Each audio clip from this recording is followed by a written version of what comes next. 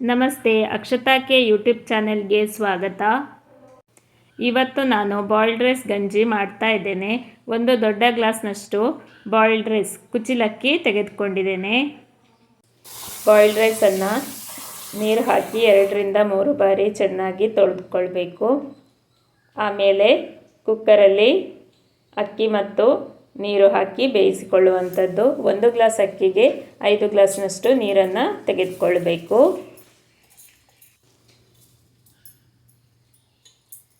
ಆಮೇಲೆ ವೇಟ್ ಹಾಕಿ 2 ವಿಸಿಲ್ ಬರಿಸಬೇಕು. ಆಮೇಲೆ ಆಫ್ ಮಾಡಿಕೊಳ್ಬೇಕು. ಈಗ ಅಕ್ಕಿ ಆಯಿತು. ಇನ್ನು ನೀರನ್ನು ಹಾಕ್ಕೊಳ್ತೇನೆ. 5 ಗ್ಲಾಸ್ನಷ್ಟು ನೀರಿದೆ ಇದರಲ್ಲಿ.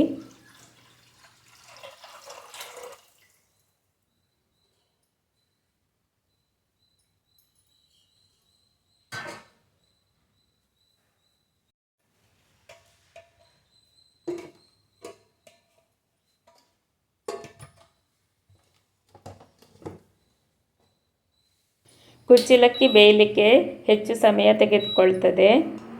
ನೀವು ಈ ಥರ ಬೇಯಿಸೋದ್ರಿಂದ ಹೆಚ್ಚು ಗ್ಯಾಸ್ ಅಥವಾ ವಿದ್ಯುತ್ ಬೇಕಾಗುವುದಿಲ್ಲ.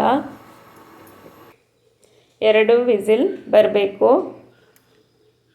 ಆಮೇಲೆ ಮಿನಿಮಮ್ ಅರ್ಧ ಗಂಟೆ ಬಿಟ್ಟು ಆಮೇಲೆ ಪುನಃ 1 ವಿಸಿಲ್ ಬಂದಾಗ ಆಫ್ ಮಾಡಿಕೊಳ್ಬೇಕು.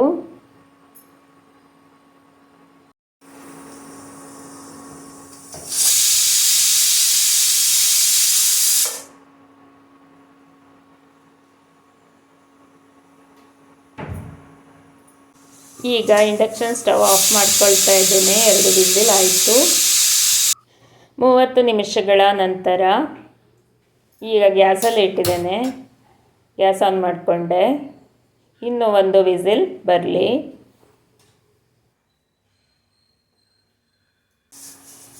ನೋಡಿ ಫ್ರೆಂಡ್ಸ್, ವಿಸಿಲ್ ಬರ್ತಾ ಇದೆ. ಇನ್ನು ಗ್ಯಾಸ್ ಆಫ್ ಮಾಡ್ಕೊಳ್ಬೋದು. ಈಗ ಕುಕ್ಕರ್ ತಣಿದಿದೆ.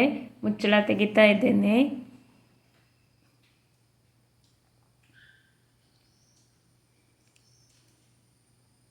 ಈ ಕುಚಿಲಕ್ಕಿ ಗಂಜಿಯನ್ನು ತುಪ್ಪ, ಉಪ್ಪು ಮತ್ತು ಉಪ್ಪಿನಕಾಯಿಯೊಂದಿಗೆ ತಿನ್ನಲು ಬಹಳ ರುಚಿಯಾಗಿರ್ತದೆ. ಉಪ್ಪಿನಕಾಯಿ ಖಾರ ಆಗ್ತದೆ ಅಂದರೆ ತುಪ್ಪ ಮತ್ತು ಉಪ್ಪು ಹಾಕಿ ತಿನ್ನಬಹುದು. ನೋಡಿ ಫ್ರೆಂಡ್ಸ್, ಚೆನ್ನಾಗಿ ಬೆಂದಿದೆ. ಗಂಜಿ ಸಿದ್ಧವಾಗಿದೆ. ಈಗ ಒಂದು ಬಟ್ಟಲಿಗೆ ಹಾಕಿ ತುಪ್ಪ, ಉಪ್ಪು, ಉಪ್ಪಿನಕಾಯಿ ಹಾಕಿ ತಿಂತಾ ಇದ್ದೇವೆ. ತುಂಬ ಬಿಸಿಯಾಗಿದೆ.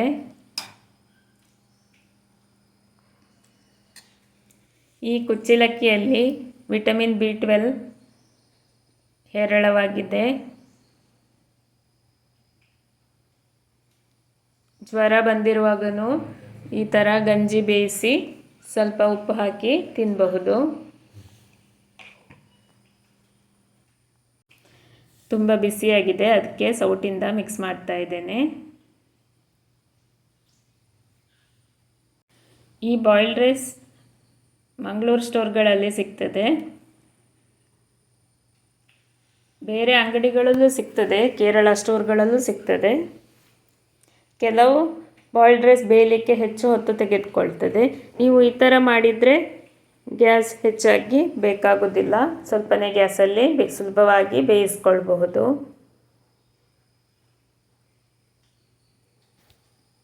ನೀವು ಅಕ್ಷತಾ ಕೆ ಯೂಟ್ಯೂಬ್ ಚಾನೆಲನ್ನು ಹೊಸದಾಗಿ ನೋಡ್ತಾ ಇದ್ದರೆ ದಯವಿಟ್ಟು ಸಬ್ಸ್ಕ್ರೈಬ್ ಮಾಡ್ಕೊಳ್ಳಿ. ಬೆಲ್ ಐಕನನ್ನು ಪ್ರೆಸ್ ಮಾಡಿ. ಇದರಿಂದ ನಾನು ಹಾಕುವ ಹೊಸ ವಿಡಿಯೋಗಳ ನೋಟಿಫಿಕೇಷನ್ಸ್ ನಿಮಗೆ ಬೇಗನೆ ಸಿಗ್ತದೆ. ಈ ಗಂಜಿ ಊಟವನ್ನು ಬೆಳಗಿನ ಬ್ರೇಕ್ಫಾಸ್ಟ್ ಆಗಿಯೂ ತಿನ್ನಬಹುದು, ರಾತ್ರಿಯ ಊಟವಾಗಿಯೂ ತಿನ್ನಬಹುದು.